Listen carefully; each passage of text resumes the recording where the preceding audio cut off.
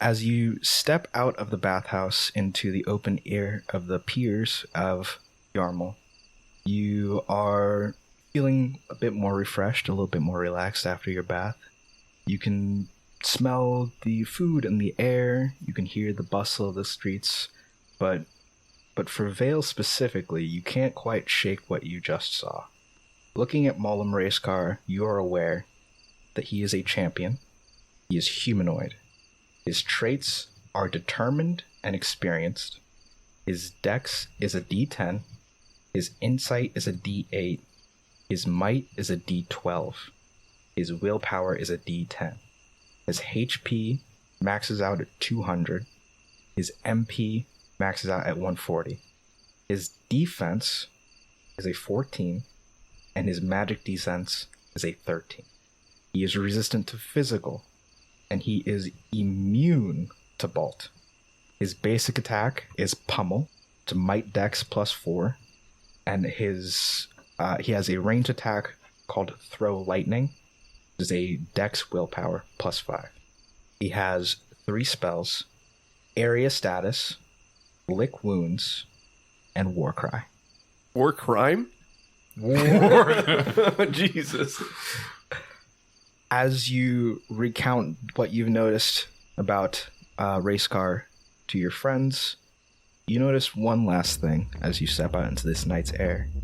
The faint, sweet smell as you're just stepping around outside.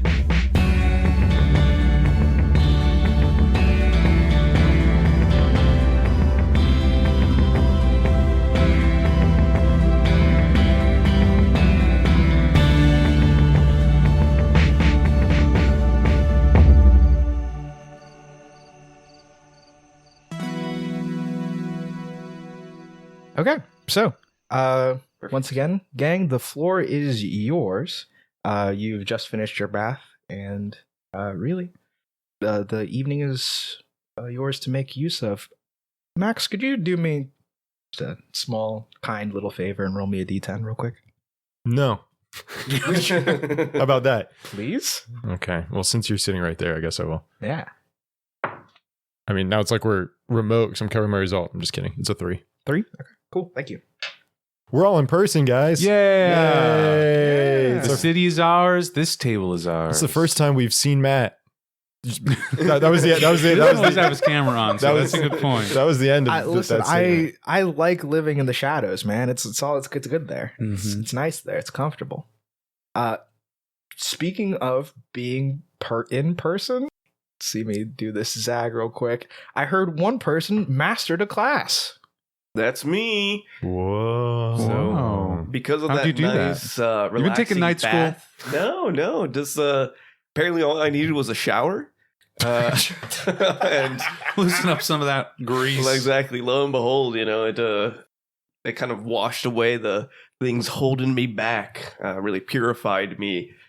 No, but being in the city, having this whole guardian persona, I decided to just kind of master that class. And, as the capstone ability, we get to choose a heroic skill. And the heroic skill that I went with was Hoplite, which, I'm not going to read you the whole PowerPoint slide, but essentially, as long as I have a sword and board, which is a weapon and a shield, I can increase my damage with that by 5. So that's anytime I attack or do damage, it's just going to have a +5 to it, which is nice for all those pesky, your high roll is 0, because it just gets a little bit extra oomph in it. Also gives me a +1 defense. And it's easier for you to hop around. Yeah, because I'm light when I hop. Mm-hmm. What did you master? My guardian. Guardian stat. Gotcha. Okay, cool. You still took the last skill in Guardian, right? Because you don't just get the heroic skill when you master. You also get the skill from hitting level 10 with it. Yeah. Cool. Just making sure. Yeah, so with that, once you pick everything else out of Guardian, there's just increased reduced reduction of damage. That tracks and that Okay. reads. Yeah, Okay. great. Awesome. Hey, congratulations. Yeah, we'll get there someday. I was just making sure that you weren't missing a skill. For yourself. Appreciate it. All right. You guys have your evening accommodations at the Crashing Waves. What would you guys like to... Is there anything else you'd like to do this evening, or what's going on? I think we had plans to visit a item shop, just replenish our IPs for the party. Definitely need to do that. Are you going to go back to the one that you encountered previously, or are you going to look around for something else? We'll look around for something else. Yeah, you probably. know? Yeah. I don't necessarily feel a particular connection to the shop that was damaged. But I think because we talked about this outside of session, but as we walk around and see the different stores, I think I noticed that all the prices are a little bit more expensive than I thought. Just a touch? Just a touch. So maybe I wasn't scammed by the guy yesterday or earlier today, whenever that was. And he just was asking for like bare minimum actual price of the product I took. Yeah. It's more about how he asked it. He was a bit rude. He didn't have the customer service smile. So we're on the East Coast. What do you want? Okay, so you guys look around. I'm assuming still staying in the entertainment claw mostly, or are you gonna head to the? Is there like a shopping district, or is that in entertainment? That'd be either Everywhere. entertainment or business mostly. Do we see a good shop just as we're walking around? Sure, you see Will Torrent, a place called Will Torrent. Looks nice. It's got decent accommodations. You see that there are some adventures. You can tell they're adventures based on like the gear that they have on them. But you see some people are like really just shopping in there, grabbing some things and heading out. Just Torrent. Will Torrent. Will Torrent. Yeah. I will torrent if those Switch prices keep going up. Sure. Let's go in. What's the deal with airplane food? Sure. It's got 3 aisles. It's evening, so there's a few, maybe like 2 or 3 people walking around in here, and there is a figure with wings. They're about maybe 5 feet tall. They've got a nice set of like bat-like wings behind them, and they're just sitting behind the counter. Hey, I'm Will. Will Torrent. Yep, that's the name. Nice to meet you. Hey, nice to meet you. I'm Radar Civic. These are my companions. I don't need to be introduced to you, bud, but yeah, nice to meet you. Oh, you introduced yourself to us. That's you know what? You're not wrong. We're looking for items to purchase. We're adventurers. Great. I've got items to buy. Please buy them. Take them from me. In exchange for Zenit, right? Ideally. Unless you have something else you'd like to trade. I look up at the two of you, look back at him. Zenit's fine. Okay. Yeah, you need anything specific, or need help No. going around? Oh, God. I think we're just browsing. Thank you, William. Appreciate it. Sure. Yeah. Well, Vale's like kind of like looking at him out of the corner of his eye and like turning away, then looking back. It's like, this is strange energy as we've walked in here. What's the music playing in the store? It's your classic The girl from Ipanema is playing. Why do I know that off the top of my head? Oh, Why? gosh. Because my parents would listen to that, unironically. So what is on the second aisle? Second shelf. aisle. Third it's- item. Second shelf. Yo, what's in the box? Third aisle. It's in the box. It's in the box. It'll probably be like a well sculpted clear crystal that you can add to your supplies. Okay. So I'm guessing what we've got generic like potions and the like sitting Your around. ropes, your papers, Ropes. your your Is- general tools and such. Soft rope? Soft rope? They've got hemp, they've got silk, they've got whatever you need. Pump. Hemp, Hemp? hemp, not hump. Hemp. That's a red curtain we do not walk into. I tore my uniform across. I don't even remember when. Early on, it feels like. So I'm looking for a new cloak or new garb to wear. Sure. So I'm going to kind of scour the racks looking for something that would suffice. Yeah, near the back end of the store, away from the cashier's booth, he's got like a wall of like various size cloaks that look a little familiar in that their vaguity, in their vigality. Sure. Well, I think I'll rifle through and find something, maybe, because I think what I was wearing was like a peacock kind of colored cloak for the hill. I'll find something in a similar cut, but maybe with a kind of a fleece, kind of orange red flare to it. I'm looking at fox garb that I'm considering from our toolkit shopping list here. Sure. Yeah. You grab it. Get at it. What are the stats on that? I'm pulling those up. So is it like a furry thing with the ears? I've already got the ears. I was following the We've just got so many rule books. I'm trying to find the one that I saw this in. It's like a red, Page 281 on the standard. Thank you so much. a red orange cloak. You sure you don't want to get the maid uniform? I look past the Desperado coat, the butler uniform, the maid uniform that Vale seems to be eyeing. Fox garb, yeah, so it's depicted here as this kind of orange tunic. I actually really like that. So maybe like fleece on the inside so it's comfortable, but a kind of outer material that's a bit more sturdy than what I was wearing before. Fox garb makes me immune to slow, and it keeps my defense and magic defense at my dex and insight dies +1. So my defense stays the same, and I become immune to the slow condition. Right on. Yeah. You grab the cloak. The tunic, sorry. It's to your size, or if it needs adjustments, Will is more than happy to help you out. Okay. I start to make use of his services. It says here that the tunic is 650 zenit. Is the price that I kind of think this tunic would be matching what the tunic would be? Probably reads 100 more zenit than that. 750? Yeah. Worth it. I need a new tunic. Sure. You guys been walking around without changing clothes all this time. Okay, well, it sounds a little judgy, but That's what the bath was for. Exactly. Any other specific purchases you guys are looking at, or any zenit that you're spending just for straight up IP?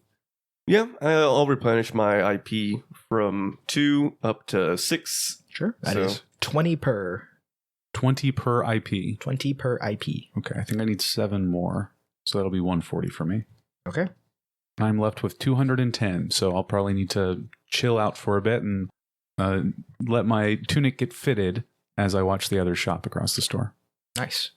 pick one of the items from the list on page 132, 133, and add a single quality to it. Like, if I were to just kind of come up with a type of garb, could I potentially get it? Sure. What are you thinking of? I'm trying to. I would like some new armor of some sort. I mean, my silk shirt's not bad because my dex is actually pretty decent. Because I compensated for. Yeah, I don't know. I might be in decent shape, in all honesty, and might just hold off to see if I can buy something like really crazy later. I think, yeah, I'm gonna hold off. Okay. A penny saved is a penny earned. Are you exchanging for any IP? I'm topped off. All right. Right on. Vale walks around the store with his hands in his pockets. You're not going to buy anything?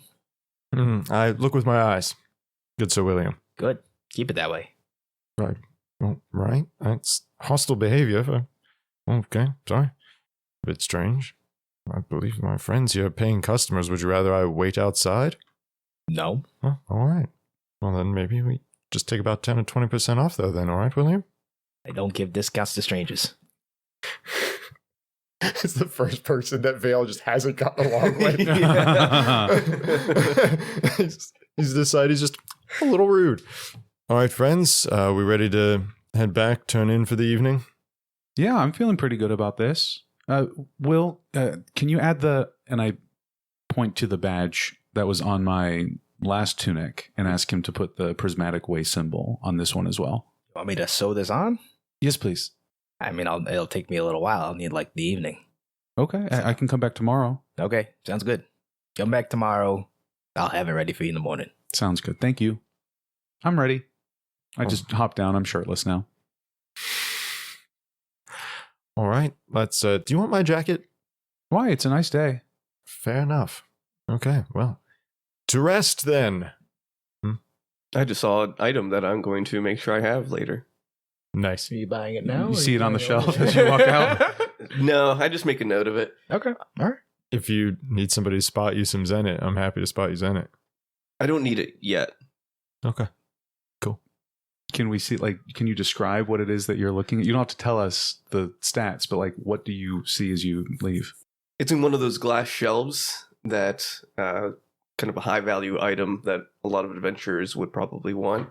It's a parry shield, and it kind of has this new tagline for the best of guardians. And I'm like, oh, I gotta get that shield now. The marketing's working on me.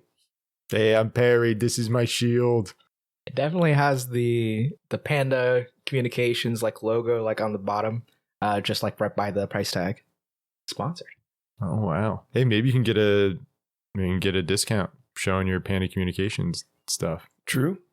Who's to say? You guys step back outside once again to to good evening. You can see some people coming out or stepping into some bars nearby. There's some like festival games and stuff being played on the streets. You see some like outside music performances being done outside. You see a lively city in the evening.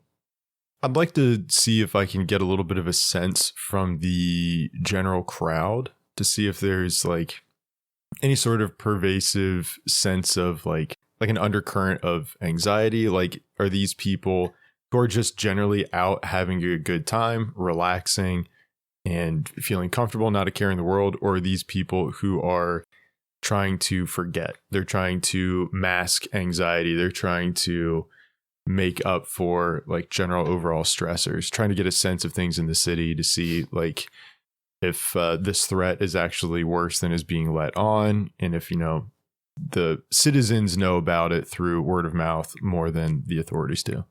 If you could just roll me a insight willpower, and not looking for anything too difficult here. Just give me a 9. Give me a 9, please. 1 and 0. That's a 10. 1 and 0. Yeah, that's an 11 overall. Yeah. Okay. All right.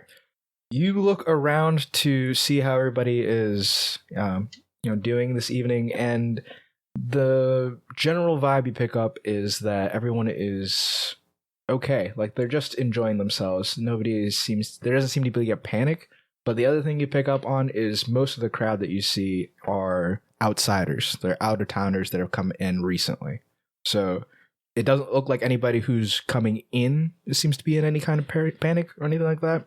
But you don't like see any locals or anybody that you wouldn't have seen out on the road. Okay, cool. Good to know. So the people in the entertainment district do appear to generally be out-of-towners, and they seem chill.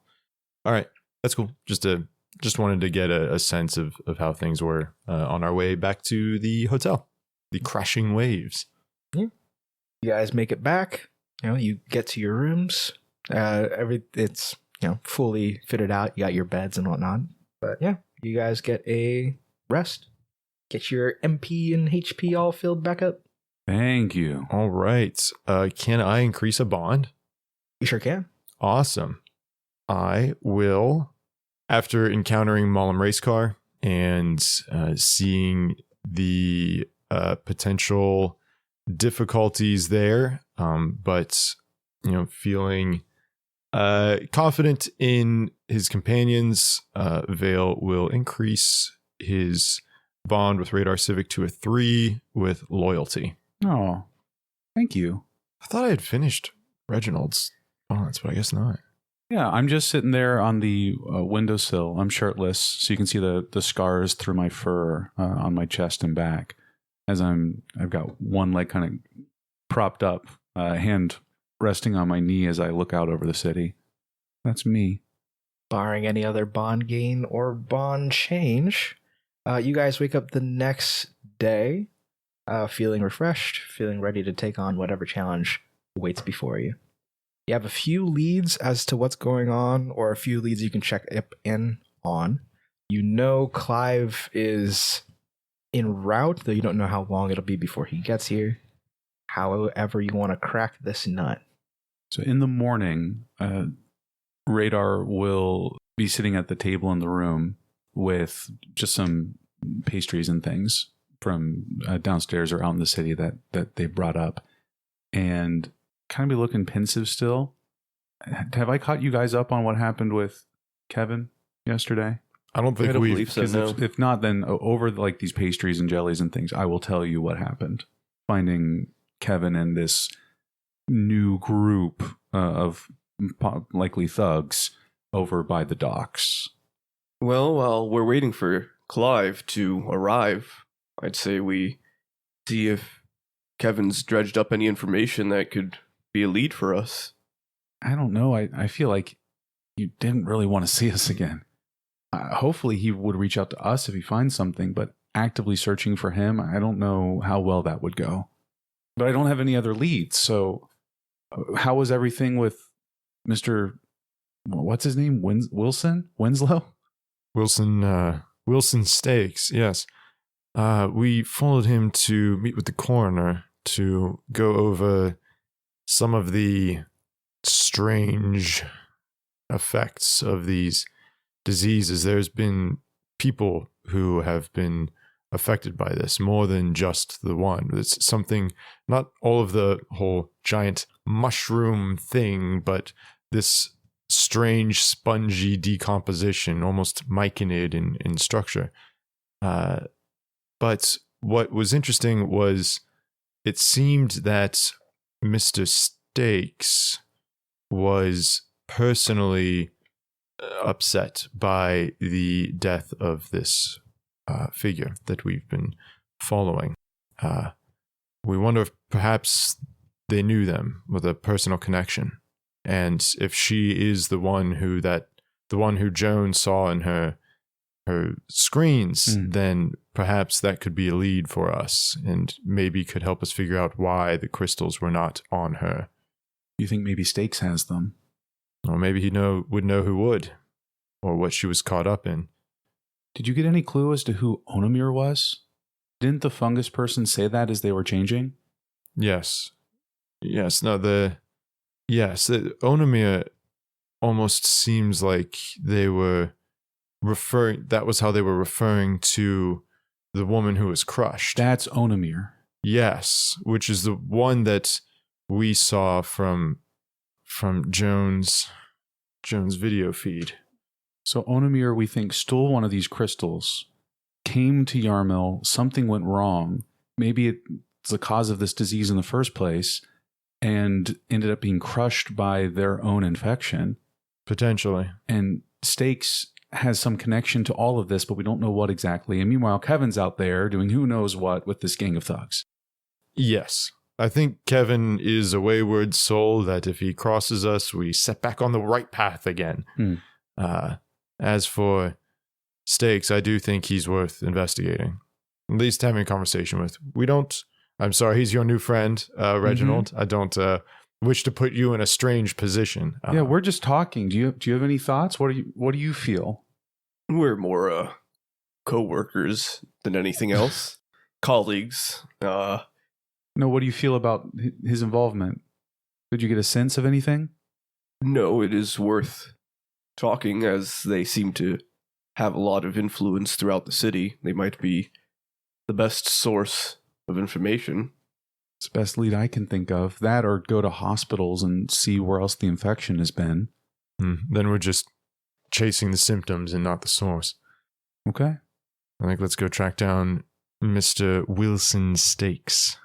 Let's start at Panda Communications. Seems as good a place as any. Actually, could we start at Will Torrent? I still need to get that tunic. Oh, yes, as I look at your shirtless body. That is preferable to moving around the city, I'm sure. Whoa, flexing. Whoa.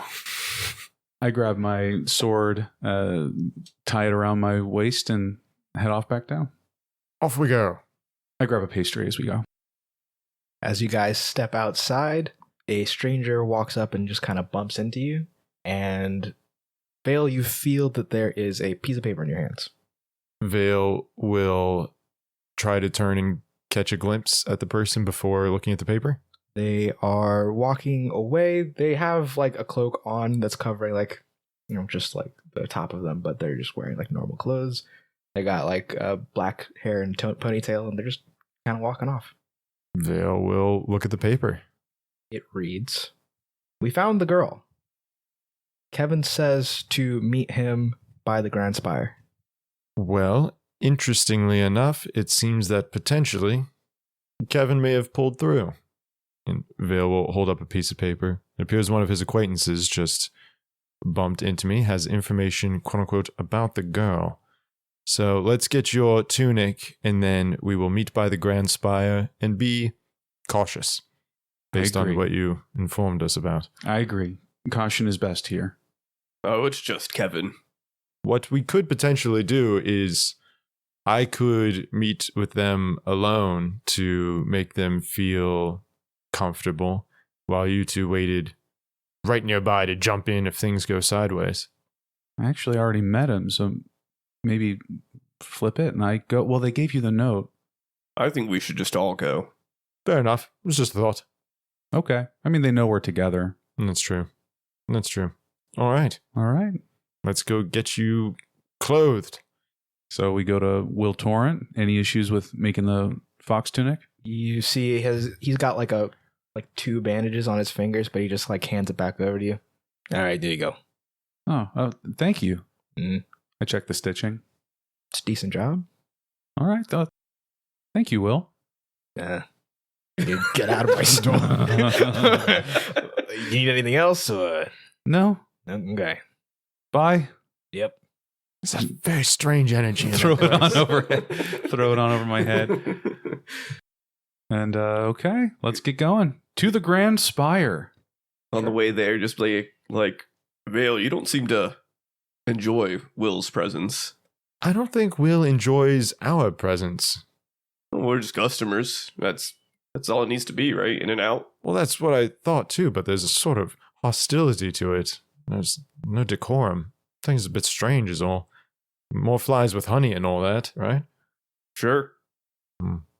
You guys make your way to the Grand Spire, to the business claw, and as you're walking, through the streets, it's not every step you take, but as you're making your way down, you can feel eyes on you. You're being watched, and they're not making the biggest effort in hiding the fact that you're being watched, but there also doesn't seem to be that many.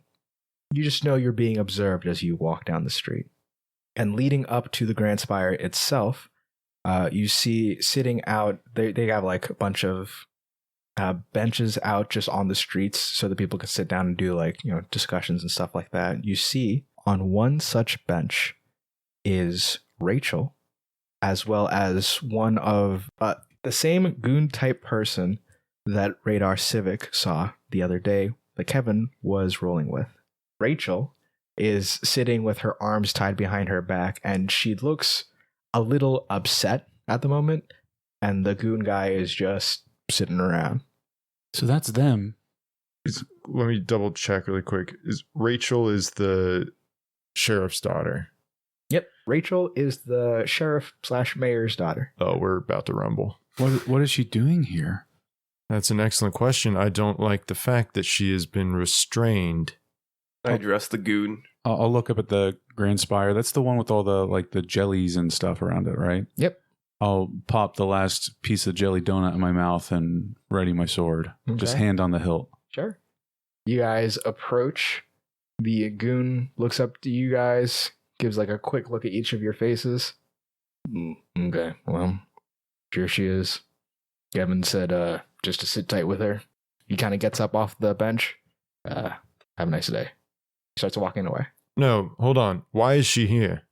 Why do you have her? Why do you have her bound? Well, she followed Kevin, we think. I don't know. She was talking all kind of crazy stuff. Anyway, we tied her because she was trying to attack people. Just giving her back to you. You can get her back home or wherever. Bye. Rachel, is any of this true? You were striking at people? I wasn't striking at people. I was striking at them. All right. So if you could just... Will you attack this person as soon as we unbind you? No. I was hoping that Kevin would help me find the guy. The Mollum guy. Oh, okay. Oh. I'm assuming Kevin didn't want anything to do with that. No, he was really cagey about it. So if you could just let me go, I'll be on my way. We can wrap this up. On your way to where exactly would that be, dear Rachel? Wherever this Mollum guy is, What do you think would happen then? I would make sure he didn't attack Farwalk again. Seems pretty straightforward. Not to sort of second guess anybody's abilities, but Rachel, you did see what happened with just a few of his underlings, and if they are that strong and that sort of aggressive and generally dishonorable, yet they seem to follow with loyalty somebody else, do you think it would make sense to conjecture that the person they follow is somebody that can keep them in line, would be stronger than them, more dangerous than them? She fixes you with a scrutinizing look, and then she looks to Reginald and Civic. You guys gonna untie me or what's up? What's going on? I think we need to make sure you're not a flight risk first. I'll turn to the other guy. Does she have any weapons on her? Do you have any weapons on you? I don't have to answer that, I don't think. Could you just let me go? We're just being cautious here. We're in a pretty crowded place, and we want to make sure that everybody's staying safe. Well, I don't have any problems with you all. You guys help the town, and I really do appreciate that. But I would like to be unbound. That'd be great. And then I don't know if you guys want I could pay you to escort me back to Farwalk or whatever this is. I could pay you to untie me right now. Just We don't want you to pay us. What's your money, Rachel? Great. So cut me loose, and we can end this situation. No, we'll cut you loose, and then you will continue walking with us, talking with us, and staying nearby us until we can ensure your safety. Fine. I'm sorry, do you want me to have to save your life again? Or... She glares at you. I'd rather not. Well, we will if we need to. Of course, but I'd rather not be in that situation again, is what I'm saying. It's generally better when the blood stays in the body to start with. And when the 16-year-old young woman stays in the town with her family and people. How's your father recovering, by the way? He's okay. He'll be all right. He just needs some rest. And he probably needs you by his side as well. He's probably not resting right now. He probably misses you terribly. Yep. The ropes. Can we... Yeah, fine. Vale will untie the ropes. She sprints immediately. While he goes behind her to untie the ropes, he very seriously looks at Reginald do not let her run. Looking over her shoulder as he unties the ropes. Sure. She, touches her wrists a little bit. All right, where are we walking and talking? What's going on? Well, there's more strange things happening here in town, and sort of like what was happening near Farwalk, and we're going to do our best to try and solve that mystery. But things are a bit confusing as of late, I have to say. When you say more things like that, have you seen this Mollum guy, or are you chasing him down, or what's going on?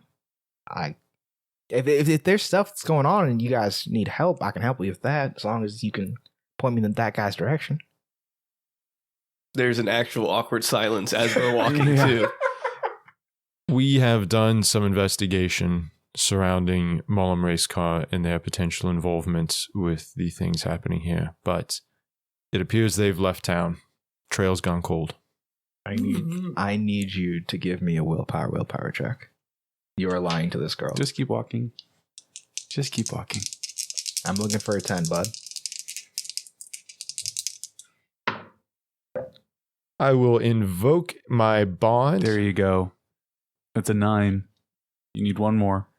I will pause as I am, before I say this, so we'll rewind just a little, and I will think back to a conversation I had with the head librarian of the Stone Shelves years ago during the aftermath of the battle and the attack on the Stone Shelves.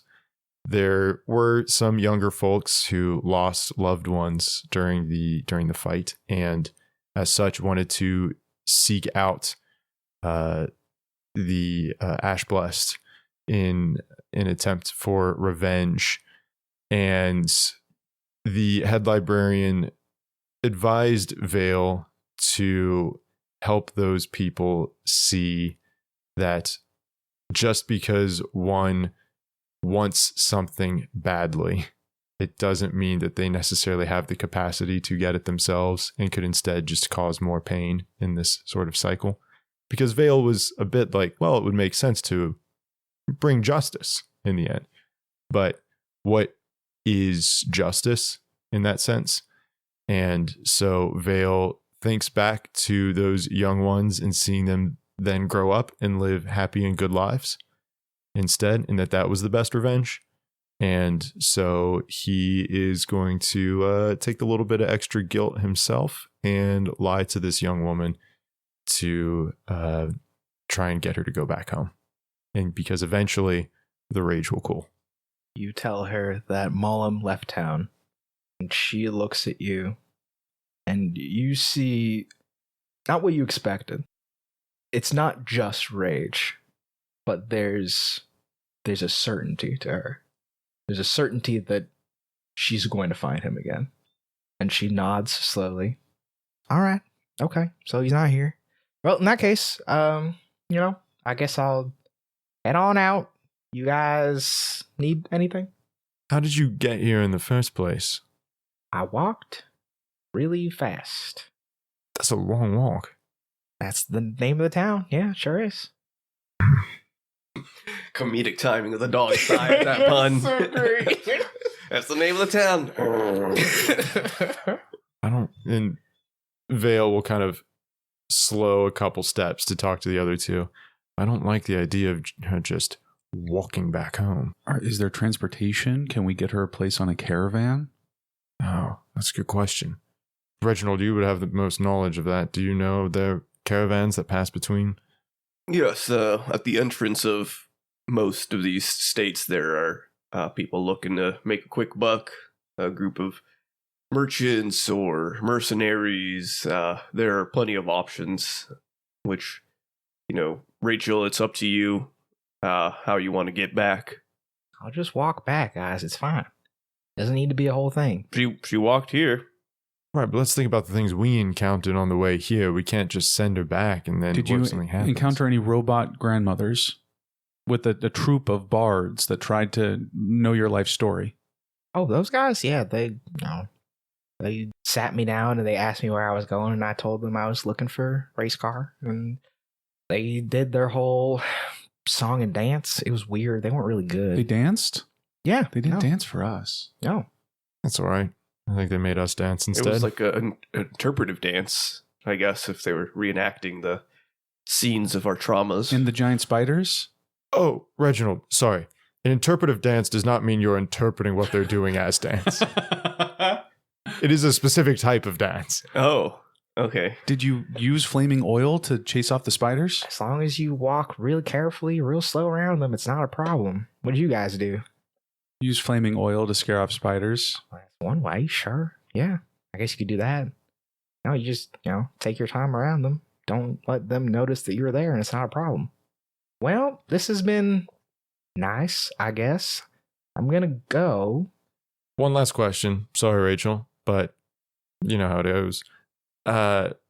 Kevin, KG how? I don't know. It doesn't make a lot of sense. He got too big too fast. I don't know what's happening, but I agree with that assessment. We've seen someone else get too big too fast recently. We have. Oh, okay. Well, It was more literal. Sorry. Oh, okay. All right. Well, I mean, I just got here, so I don't know how long. It seems like he's been here for at most a week, so I don't know why these guys are listening to him. But I'm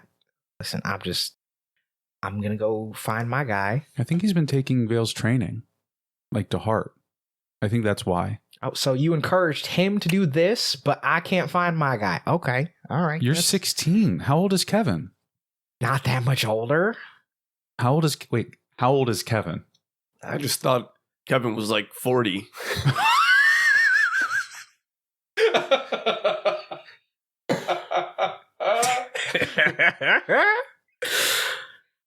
Quick pause.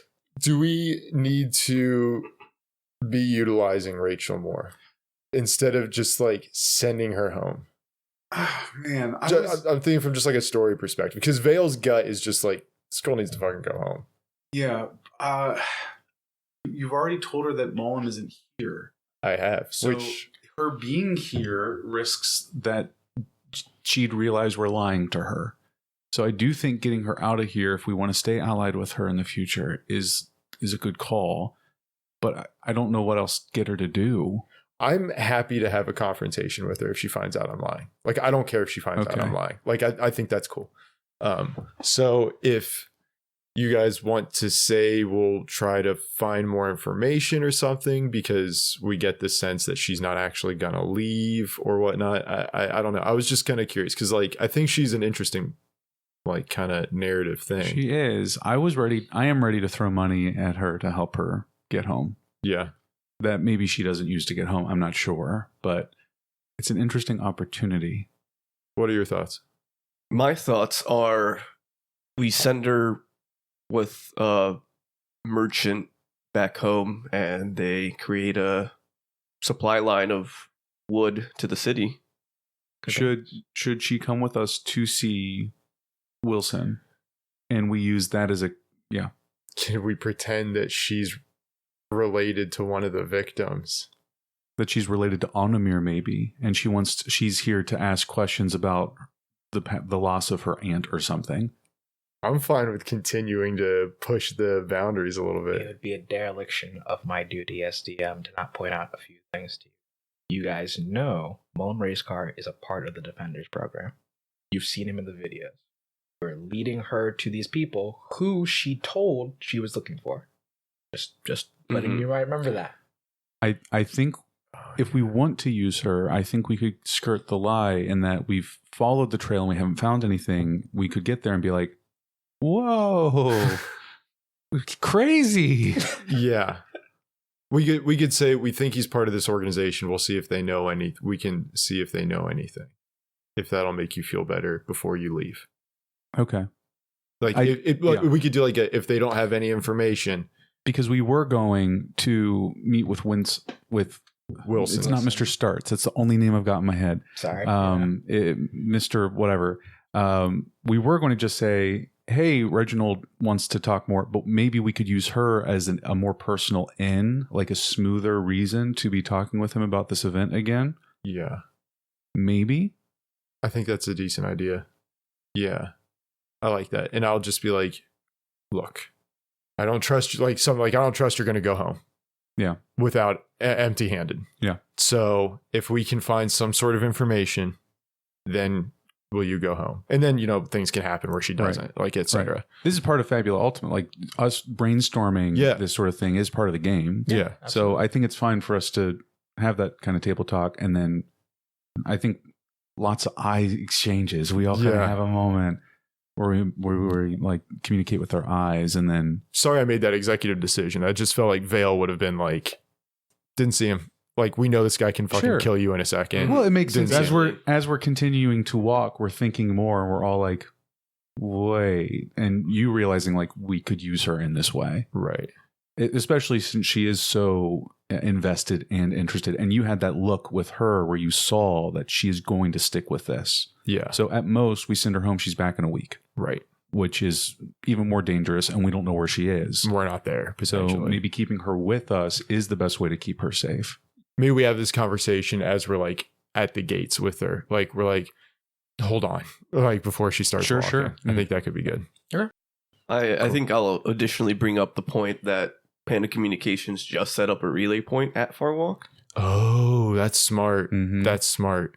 So talk about that user experience. Yeah. I guess I'll ask Rachel if they've used any of the technology that Panda set up, or if it's just kind of been in town, or if they've noticed anything about it. You talking about that thing that weird Tom guy put up at the corner? Yeah, I mean, it's fine. We get it, like, makes noises sometimes, or we'll like see something on the recordings. Like, we can't really send anybody. We don't have like able bodies to go to like to deal with problems and stuff. But like it occasionally like reports on stuff here or there, stuff like that. It's fine. I was trying to meddle with it like a little bit to like understand how to like send stuff too, but I had more pressing things to deal with, so didn't really mess with it too much. Turn to the two of you and kind of give a look like Vale will nod to Civic and Reginald as they walk. As we keep getting closer and closer to the gates of Yarmul. And once we come to a stop there in front of the gates, Vale will like kind of scrunch his face up a little bit. Rachel, be honest with me. If you walk out of those gates because all you want to do is walk, you don't want anybody else to be sent with you or go with you, how quickly are you just going to turn around and walk back? It's all right. Just, you can tell me. It's fine. I'd rather know. Why would I walk back? You said he's not here. I'd go looking for him. Well, you know that this is the place with the closest trail to where he was, the most information. And did you get the information you needed? I mean, you just told me he's not here, so that's like kind of like the most pressing one. As far as like where to go next, I don't know. I just look for like another town. Maybe he and his like group have hit someone else, There's a lot of space in the pit. All right, look. We need to go talk to Panda Communications, actually. And if they have relays everywhere, then perhaps they have some information pertaining to the mall. Why didn't you start with that? Great. Because we don't have the information on hand currently. Now, we will extend to you the invitation to come with us. But we have a few conditions. Okay. We also are investigating something else that has happened here in the city, and their leader is a person of interest for us. So, if you could help us in our gathering of information, we can help you as well. So, we're gonna go to this panda guy, and I'm gonna help. Is there anything like specific you want help? Like how are we doing this? Right. So maybe we can start with you speaking about the relay being in Farwalk, right? You actually have one set up there. You can talk about your experience with that, potentially some things that you think could be improved upon, something along those lines. And you could then go from there to express that there's somebody in the city that has died. And we need to know about her. We think her name was Onamir. Okay. What if Onamir's distant niece Heard about it and wanted to know what happened to her lovely aunt? from the big man himself. Okay. I think I get what you're saying. So I'm gonna go in there. I'm gonna tell them I'm this Onamir's niece. Distant niece. Distant niece. Who lives in Farwalk. Lives in Farwalk, that has this relay system that his group put down in it. I'd like to know what happened to my distant aunt. That's all you need from me? And then for yourself, you could say that you wish Panda Communications had been set up earlier, as there was a figure that was causing havoc in your town. Okay, so I get what I want, and you guys get to investigate about this Onamir thing. Yes. Sounds perfect. Yes. And we stick together. Yeah. We'll be there with you the whole time. Okay, sounds like a deal. And we look for the Panda Communications We building. turn right back I around. say Vale will put his hand out. Yeah. She reaches forward and she takes hold of your hand and she shakes on that. And with a deal set, you guys turn around and re-enter the business claw, heading towards the Grand Spiral.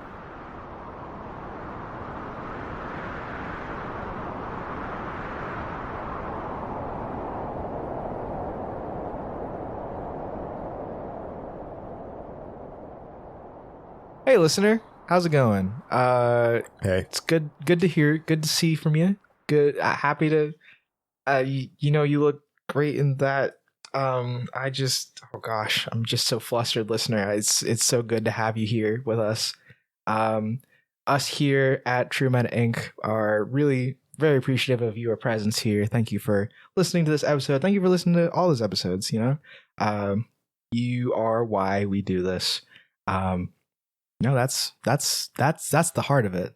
And we all agree. Yeah, great. You nailed it. I do want to say that I think it's interesting that Matt said he just wanted to be sincere for this one. And then he said he really likes what you're wearing there, listener, but he was talking shit about your shoes before. So. Whoa, hey, Wow. now what? Now don't put that evil on me. Invalidating our nudist audience. All I'm saying is that your shoes don't match every outfit. Oh no, the cats. Girls. The girls are fighting. Family's fighting again. Man. The girls are fighting. They're mad. Ruby started getting arthritis shots, and now she's like, the speed is back. Mm. I can do whatever I want. Mm. And now it's a little bit of a problem. Agile till a fault.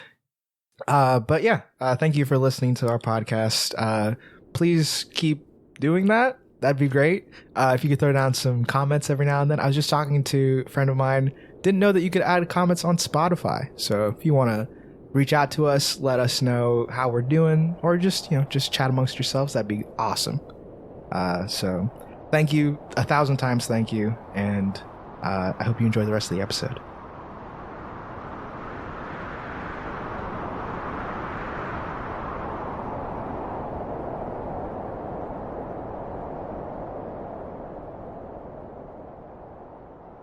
You guys walk back through the main thoroughway towards the Grand Spiral as you see this building rising up before you with its guards and the jellies swarming around inside. As you approach, you see that there's sort of just like a layer of plastic, jelly, and then steel building. And as you get closer to the entrance, you see just like a platform. It's almost like a circular platform, kind of like a bottle that you kind of step into. It's open. There's one open at the ground floor, waiting for you guys to walk on inside. Yeah, I mean, let's try this cool lift out. I've been dying to see what it's like.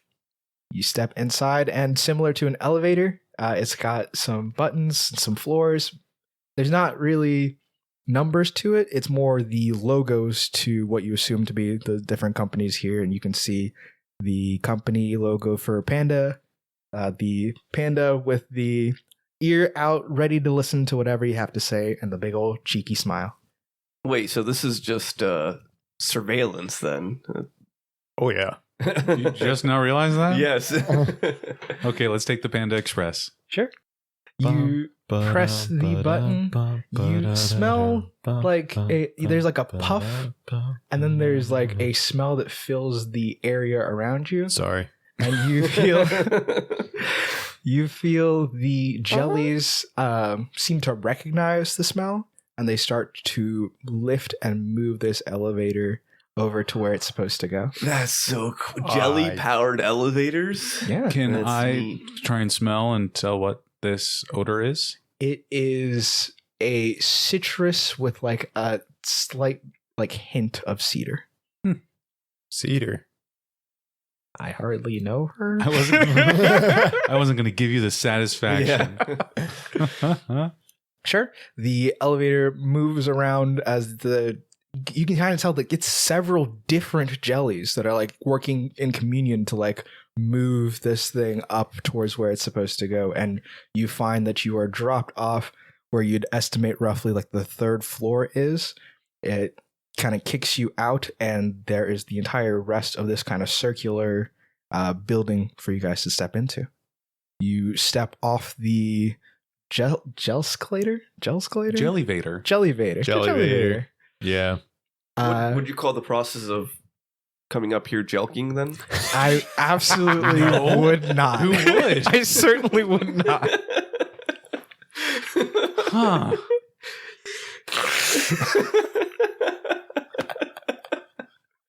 Oh boy. Oh my god. So after we joke to the top of the tower, Yeah. Is there like more floors afterwards? Like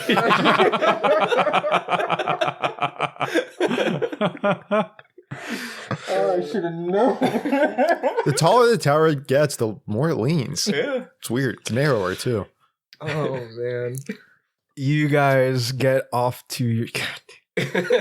We get off. You're doing it wrong then. You exit the elevator out into this waiting room. There is a receptionist sitting at a desk with the Panda Communications logo behind her, and she looks up from where she's sitting. She's got big circular glasses on her face, and she says, "Hello, do you have an appointment?" He works here. More of like I'm contracted here. Oh, I see. Just was hoping to learn the whereabouts of my good friend Wilson. Certainly. I'll ring him right now. She presses a few buttons on a console and she pulls up to ear. Yes? Mr. Stakes, you have visitors? Uh-huh. Okay. Yes, there's 3 of them and then a young girl? Yes, it is that one. Okay. All right. She puts down the phone and she gets up. You'll just follow me? Certainly. You said that one? Yes. Which of us was that one? Oh, well, you're Mr. Reginald. You're his good friend, right? Oh, yes. Yes. Okay. Very well. To the office. Okay. She leaves through some double doors and like holds them open, waiting for you guys to follow after. And as you do, you see more of the ground spiral from the inside. You can actually look down to see several floors below you. The other people moving around through like these several like circular hallways. You see it keeps on going actually past the ground floor into the bay itself. There are some underwater levels you can kind of see a little bit into.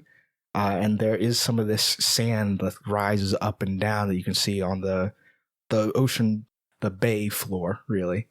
And you keep walking around in this circular pattern. You pass maybe 3 doors before you finally are let into the office of Wilson Stakes, who is standing by his desk.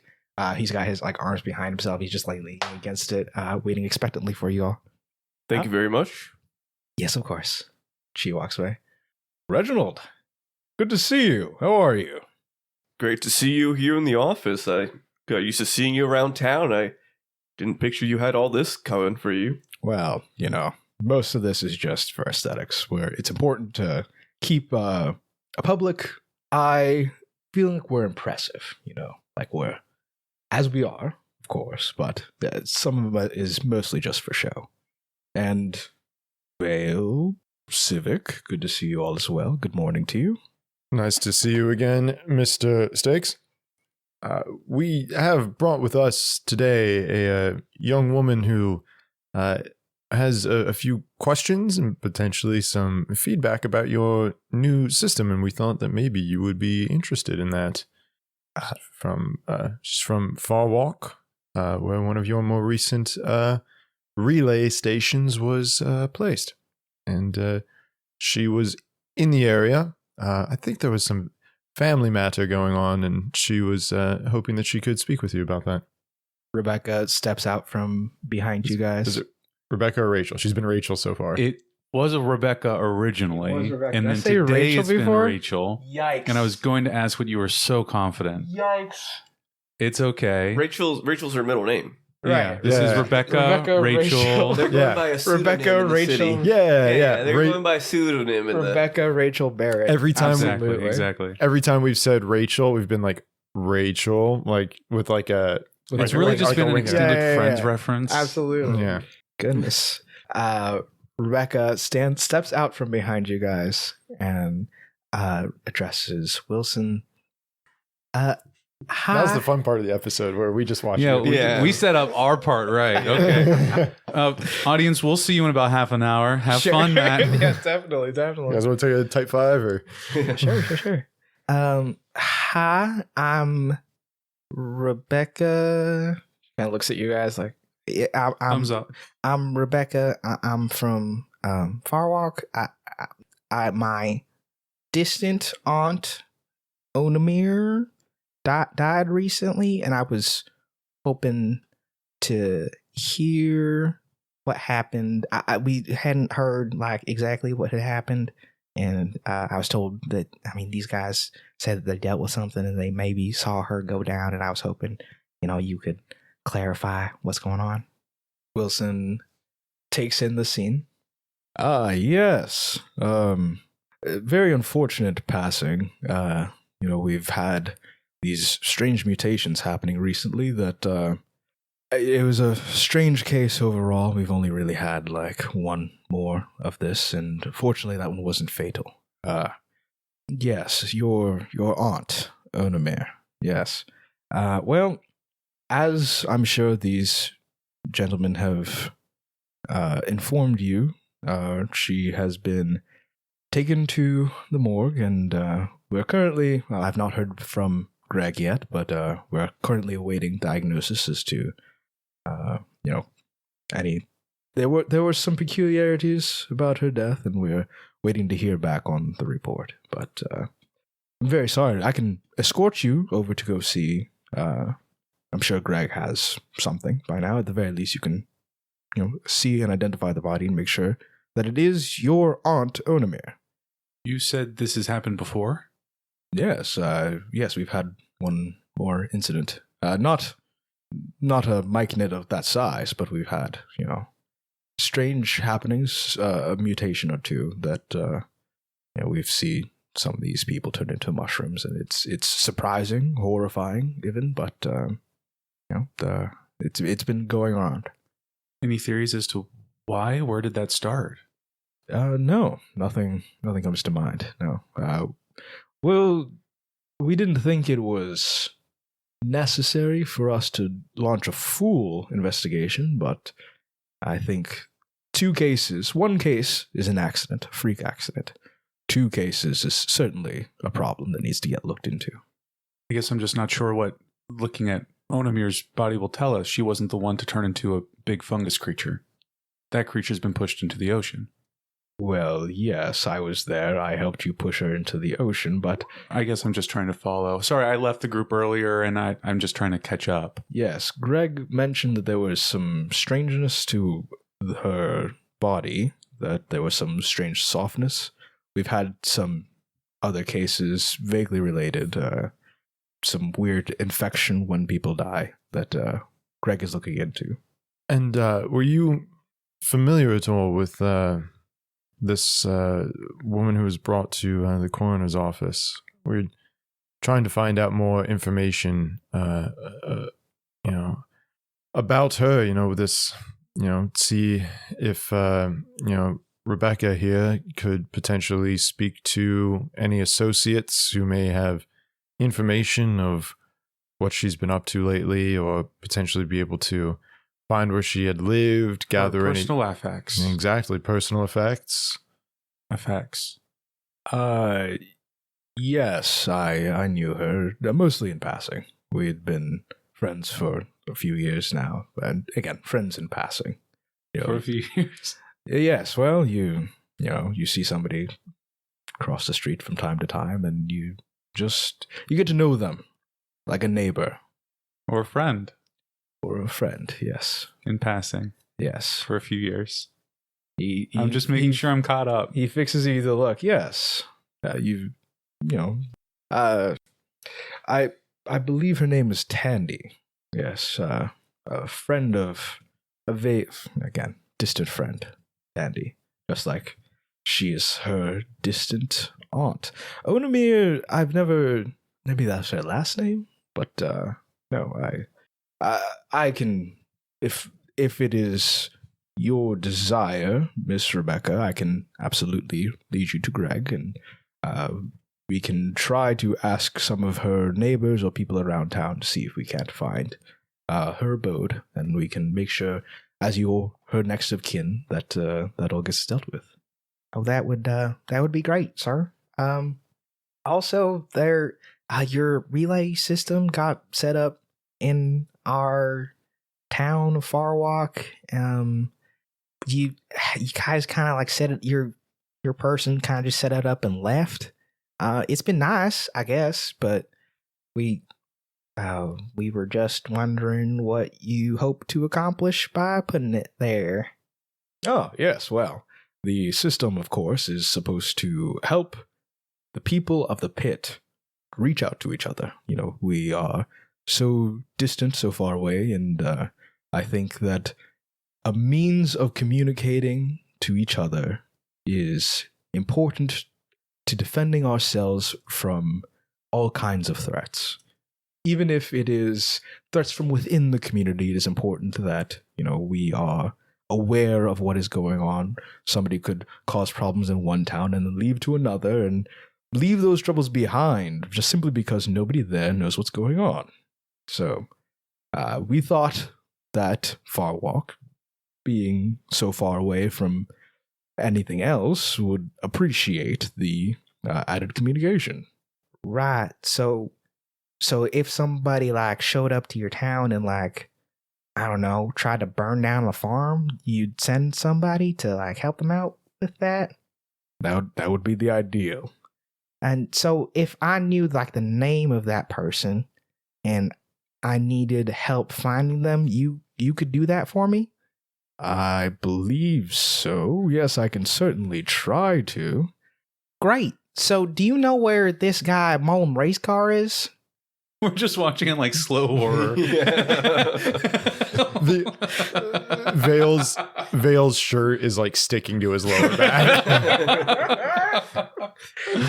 He takes out a kerchief and dabs at his brow while standing behind Rebecca and puts it back away. Civic is kind of staring off into the middle distance. There's something about that conversation that Dissociating from. Yeah. There is a beat, and then Wilson says, Yes, Mullen Racecar, he's an associate of ours. He's in town, actually. He should just be out just beyond the reaches of the town itself. Could I ask why you're looking for him? Is he responsible for the burning of a farm? Rebecca takes a beat as well. Oh, no, I was just looking for him. You said he's just outside of town? Yes, he should be, out by the entertainment claw. If you just keep on going out past the rocks, you can find him. He's built himself a nice manor in that direction. Oh, great. Well, you know what? Actually, I just realized I don't really care about my distant aunt, so I'll be leaving now. And she starts to leave the room. Gesturing, just Yeah. follow someone, go with her. I just grab onto her shoulder and don't let her leave. She acquiesces. She doesn't move. I mean, you're a fairly strong individual, so she's not, but you can kind of feel her start to shake. Mhm. Now, Mr. Stakes, does the burning of a farm sound like something one of your associates would do? That seems bad for PR. It does indeed, but to my understanding, you all prevented the burning of this farm? Well, from our time in Farwalk, there was a bit of a shakedown that occurred. And an attempt at taking over land from these people, and then some of their underlings, apparently they're running their own sort of organization, came and tried to burn the town down in retaliation, which is what we prevented. He could do it because there was a big crystal in the town that was kind of, it has to do with the prismatic way, but Mullen race car, yeah, he also, whoa, he's in the city, guys. We can track him down now. Yes. Bring him to justice. I knew I couldn't trust you guys. Yes. Well, that does sound like an unfortunate circumstance. I don't want to sound too critical of your organization here, Mr. Stakes, but unfortunate is maybe a bit mild, considering if we had not been there, they would have shot this young woman and her father to death. He looks grave and looks at you seriously.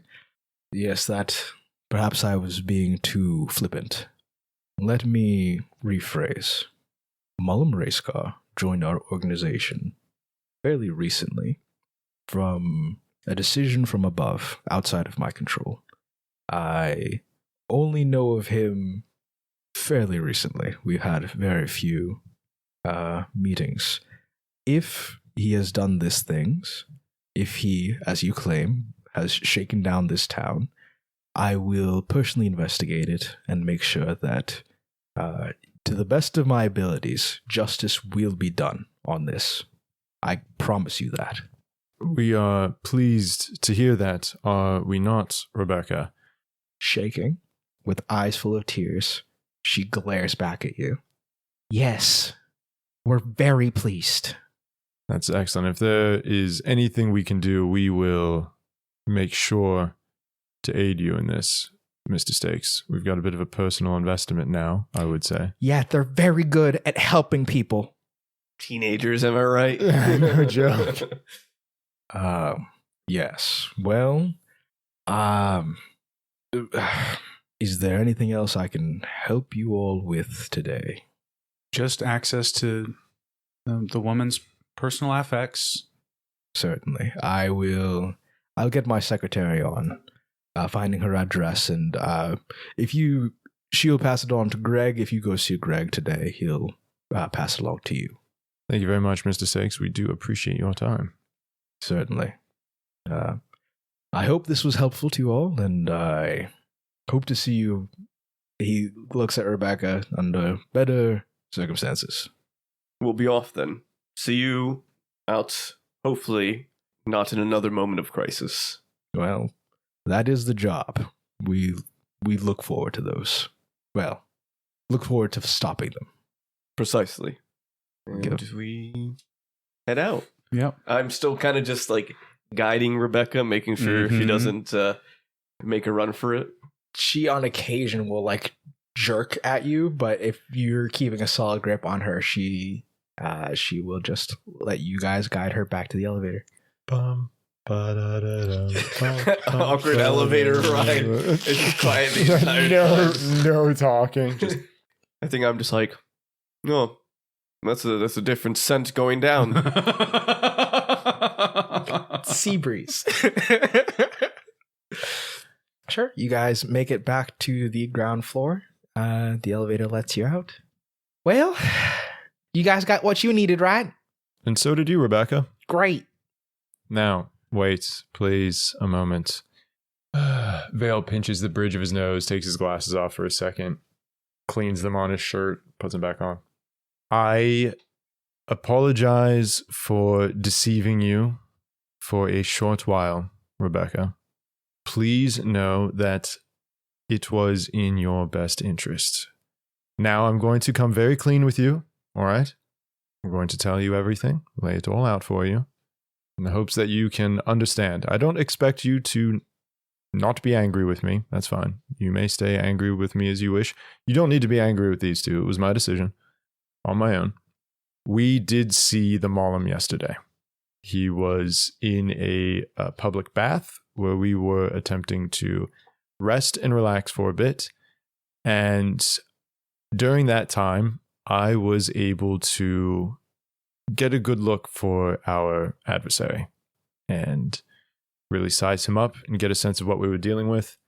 If I were to confront this Mollum one-on-one, he would kill me.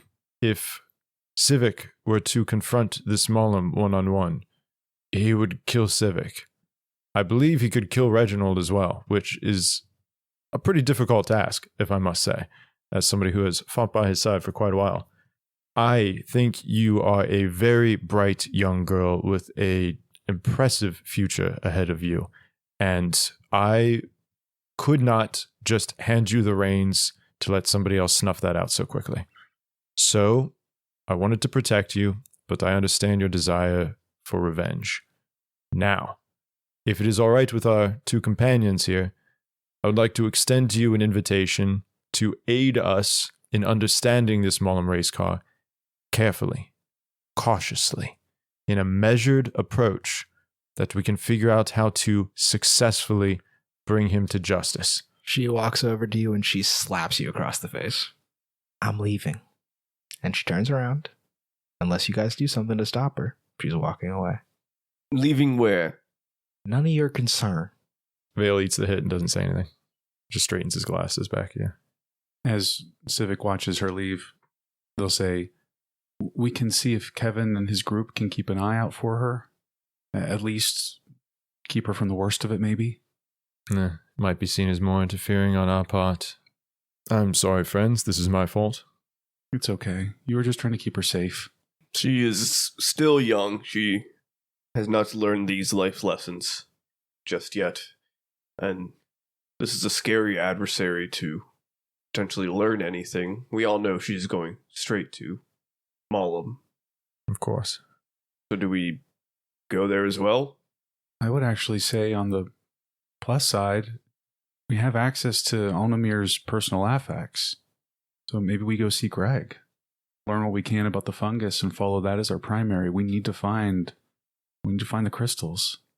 And is probably correct prioritization, Civic. As much as this Malum is an issue and needs to be dealt with, I don't believe they're the same level of world-scale threat that we're dealing with right now. We know where they are, too, so we can always go and deal with it if it becomes a problem. Yes. I just worry what Rebecca will do, given free reign. I worry very much as well. Like you said, she's bright, so maybe she'll learn to take a more rational approach. Yes. I hope so. And Vale is very quiet and seems kind of concerned and lost within himself right now. There was something else that Mr. Stake said up there that I wanted to ask Vale. Yes, sorry. He mentioned someone named Tandy. Yes. We've heard that name before. Yes, I believe Joan, it had something to do with the data from Joan before, which does track then that was the person that we were originally looking for. With the scar, the woman who died. Onamir is Tandy. Yes. But why'd they call her Onamir? Some sort of pseudonym, perhaps an alter ego, a different identity. Wasn't Odemir the person that turned into the mushroom? No, they said, we overheard it. It's taking too long, Onamir, and then they turned. Mm-hmm. At least that's how I remember it. Yeah. There's a lot that we don't know going on here in this city. I think finding where Tandy, Onamir, whoever they are, where they live, could maybe give us some answers. I still am interested in Mr. Stake's relationship with them. It's a bit vague, but that's... Oh, he was completely lying about how well he knew them, right? Friends in passing for years? You'd say an acquaintance, someone you knew? Vale would cross his arms and think back, using one of his lore master abilities. Oh, cool. To be able to return to a situation mentally as if he were there. Ooh, didn't count on that, did you, Matt? I figured that might be the case. Using my trained memory. Mm-hmm. Yeah, and I'd like to see if I can suss out any hidden meaning to the things that Stakes was saying. Certainly. Roll me. I'd say this is straight up insight. You're looking to beat a 10.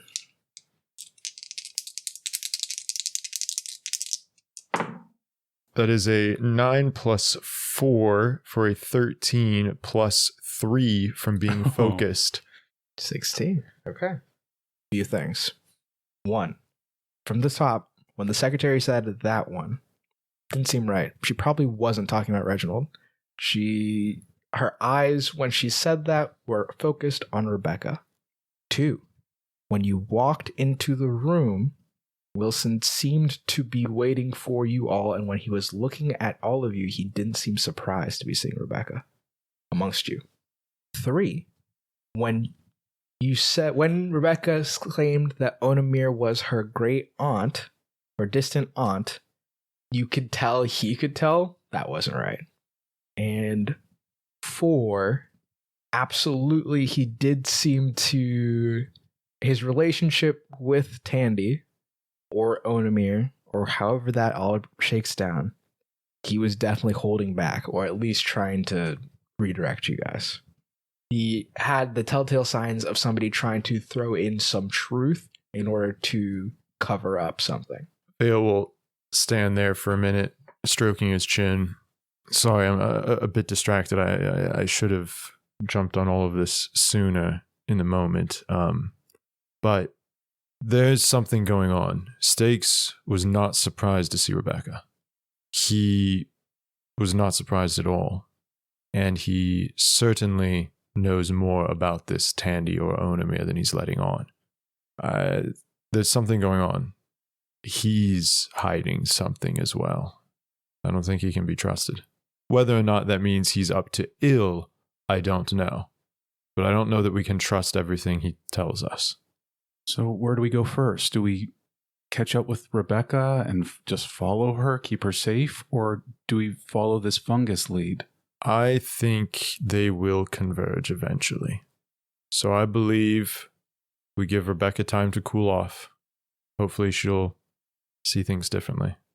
And we look to follow the trail of this Tandy, Onamir, etc. We don't know much about describing her, but because we do get the sense that Stakes knew her better than he lets on, perhaps her neighbors have seen Stakes moving about their neighborhood more than normal. And that could tell us something in itself. I say let's go to the coroner.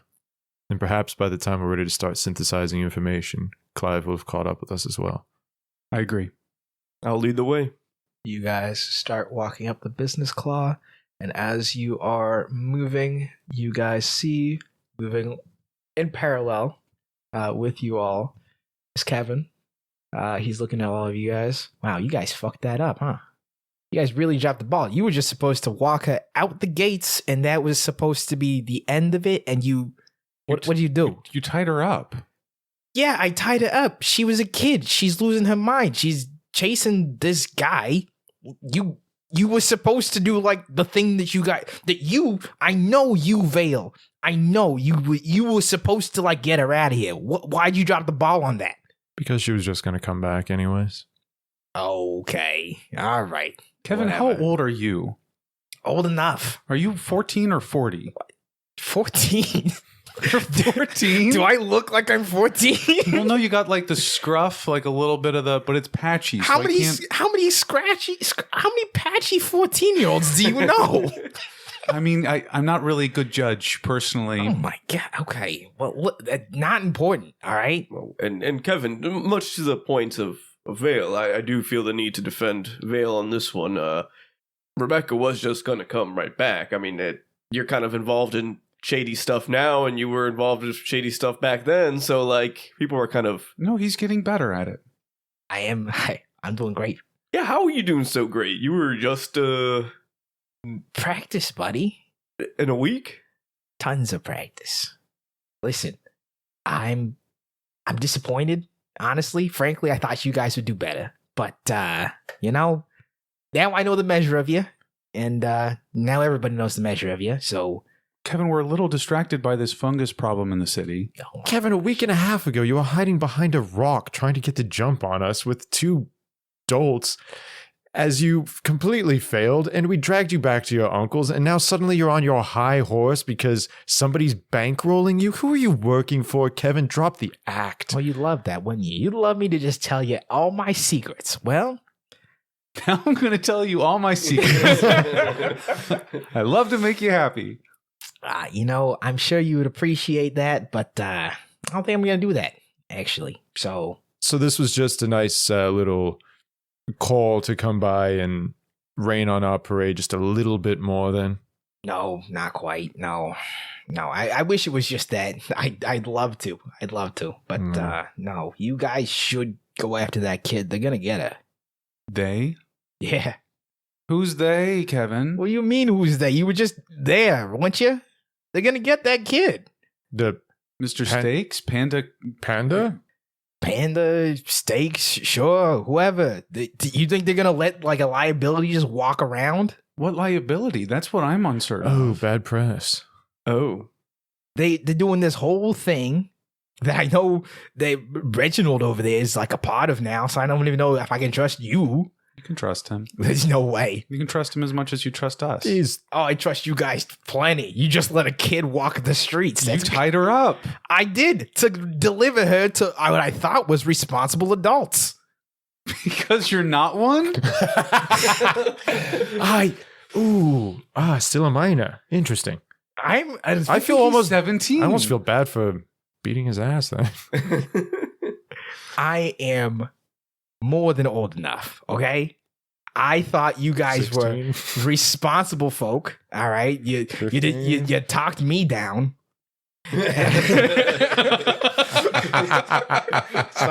Sorry, listener. I did air quotes. You missed it. So, Kevin, why can't you and your crew just go get her and keep her safe? We're trying to save the city. Keep her safe. You walked her into the lion's den. They saw her. They more than likely guessed where she's going. Like, it's too They late. did tell us where she could go specifically outside of the city to this like lone mansion. It's way too late. I can't do anything about that. I'm beginning to feel like a bit of an idiot. So, I mean, I'm here to tell you to go get her, but like, do whatever you gotta.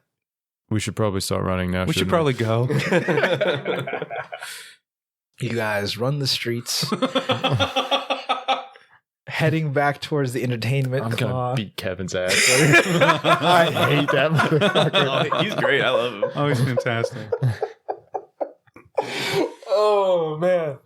Are you guys using the direct approach? You're just going to run to the claw, or are you? There are, the old tracks. You could try to use those to get there a little bit faster, but whichever way. yeah. Ooh, maybe we can get a view on Rebecca from above. That's sweet. Yep. Sure. That's cool. Mhm. I'll just ask for. Say this is probably double decks. You're running across. Go ahead and lead. Yes. Yeah, you're running across wet tracks. You're trying to make tracks too. 6. Okay. Good try. You're up, Vale? We're looking at a 10 again. 11. 11. You'll add +1 to whatever I roll. Double decks, 2d10. Mm-hmm.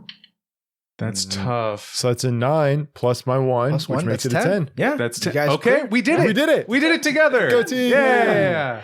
Yeah, working together, you guys run across these tracks. Some of them are, moss covered. Some of them are still slick with the water that's constantly washing over this. Working together, you guys use the shield. Use Reginald's shield to slide across some of it. You use the sword. You guys, I don't know what I'm talking about. We use all the skills and tools at our disposal. Absolutely. And you run across now. Are you looking to get yourselves into a position where you can see her approach in this direction, or are you guys trying to beat her there? You accomplish whichever one you want to do, but I just want to know which one you're trying for. We know where she's going, but we don't know if she might be intercepted on the way. So probably find her. I agree. So you're chasing after her. Yeah. Okay. Keeping eyes on her. Sure. You guys rush across the tracks, using them to get over to the entertainment claw, and you see Rebecca as she is with a hustle. You see her on the way in the direction that Wilson just told her that Mullum race car resides. As she is moving and as she's looking around and sees you moving towards her, she ducks into an alleyway, and then you hear, "Ah!" She stepped on something. A squeaky toy. Which could be. You rush in after her, and you see Rebecca and 3 of those. You'd seen these guys yesterday, actually, as you were leaving the situation with the giant mushroom. These Panda Communications members with the visors and the suits. You see 3 of them accosting her in the moment. It's time to go, friends. Unhand her.